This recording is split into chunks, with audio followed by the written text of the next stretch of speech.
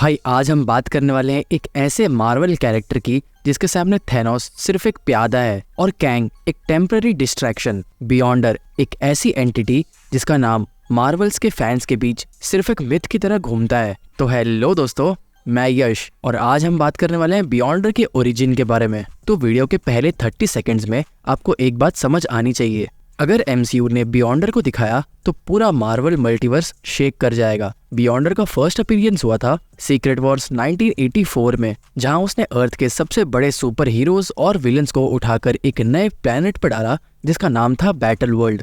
इसका मेन मकसद सिंपल था, समझना कि गुड और इविल में डिफरेंस क्या होता है। पर ये स्टोरी इतनी सिंपल नहीं थी भाई। बियॉन्डर एक कॉस्मिक क्यूब का इवॉल्व्ड फॉर्म था जिसे एक अल्ट्रा डायमेंशनल रेस ने बनाया था, द बियॉन्डर्स। जब एक क्यूब रियलिटी में लीक हुआ तो एक सिंगुलर कॉन्शियसनेस बनी जो बन गया द बियॉन्डर। ये एंटिटी इतनी ज्यादा पावरफुल थी कि इसने गैलेक्टस, मेफिस्टो, डेथ और यहाँ तक कि एटर्निटी को भी डिफीट किया हुआ है, और वो भी बिना किसी रियल स्ट्रगल के। बियॉन्डर ने मॉलिक्यूल मैन के पावर्स को अनलॉक किया और इसने दिखाया कि वो रियलिटी, टाइम, स्पेस, मैटर ये सब कुछ मैनिपुलेट कर सकता है। भाई इसके आगे तो इन्फिनिटी गॉन्टलेट भी बहुत ज्यादा वीक लगता है।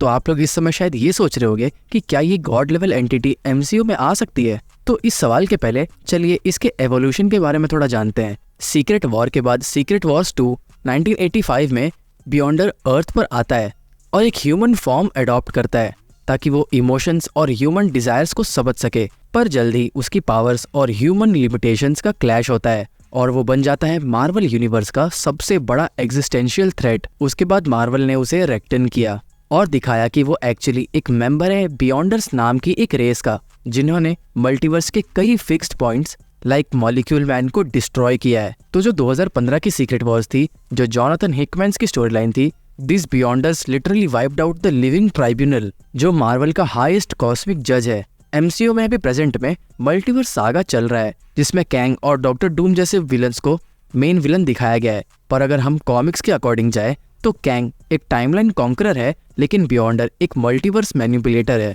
फैंस अब ये स्पेकुलेट कर रहे हैं कि जो एवेंजर्स सीक्रेट वॉर्स 2027 में आने वाली है उस पे जो बैटल वर्ल्ड बनेगा उसके पीछे का मास्टरमाइंड बियॉन्डर हो सकता है। एमसीयू ने अभी तक कॉस्मिक एंटिटीज जैसे एटर्निटी, सेलेस्टियल्स और लिविंग ट्राइब्यूनल दिखाए हैं, तो बियॉन्डर्स का आना लॉजिकल नेक्स्ट स्टेप हो सकता है। एमसीयू के लिए ये कैरेक्टर बहुत ज्यादा रिस्की है क्योंकि अगर उसका पोर्ट्रेयल वीक हुआ तो पूरा मल्टीवर्स आर्क खत्म हो सकता है। बट अगर सही से बिल्ड किया गया लाइक गैलेक्टस के थ्रू या वाया डॉक्टर डूम, तो बियॉन्डर बन सकता है मार्वल का सबसे बड़ा मोस्ट फिलोसॉफिकल विलन। तो अगर हम बियॉन्डर का थोड़ा लुक वाइज देखें तो वो हमेशा एक क्लासिक व्हाइट सूट पहनता है और वो एक ओमनीपोटेंट बीइंग है। ऑडियंस आगे की वीडियोस में ये भी एक्सपेक्ट कर सकती है कि बियॉन्डर का कौन सा वर्जन एमसीयू में काम करेगा, क्लासिक व्हाइट सूट वाला ओमनीपोटेंट बीइंग या फिर 2015 गॉड किलर बियॉन्डर्स। क्या कैंग उसका पपेट है? क्या सीक्रेट वॉर सिर्फ एक वॉर नहीं, एक फिलोसॉफिकल इवेंट होने वाला है? भाई ये सब छोड़ो, बस एंड में एक चीज याद रखो, बियॉन्डर एक ऐसा कैरेक्टर है